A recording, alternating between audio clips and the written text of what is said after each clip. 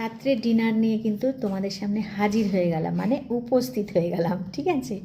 তো দেখো আজকে কিন্তু অনেকগুলো আইটেম আছে। দেখো একটা রুটি নিয়েছি, কারণ অনেকগুলো কিছু আছে। এখানে মিষ্টি আছে, কন্ট্রোল করছি, কন্ট্রোল। এখানে আছে পুঁই শাকের তরকারি, যেটা দুপুরেও ছিল।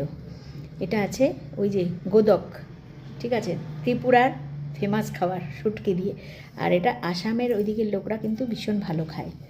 আর এখানে আছে সিময়ের পায়েস, যেটা আমি সন্ধ্যাবেলায় বানিয়েছি। এটা একটু টেস্ট করি আগে, দাঁড়াও কেমন হয়েছে। ঘন ও খেয়েছিলাম তো, ছেলে খাইয়ে দিয়েছিল জোর করে। ফাইন হয়েছে। নিজের খাবার নিজে রান্না করাটা বলতে নেই। তোমাদের যদি খাওয়াতে পারতাম, তোমরা আমাকে যদি সার্টিফিকেট দিতে যে হ্যাঁ ভালো হয়েছে, তাহলেই কিন্তু ভালো হতো, তাই না?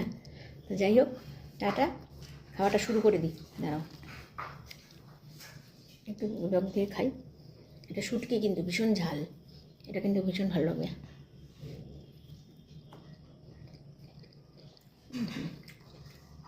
যারা ঝাল খেতে পছন্দ করো, কেউ শিলিগুড়িতে আসলে আমাকে বলবে, যেটা বলবে রান্না করে খাওয়াবো, ঠিক আছে?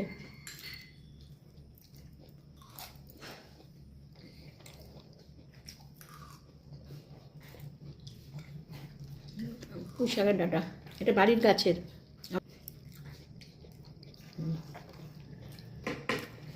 এটা আমাদের বাড়ির গাছের।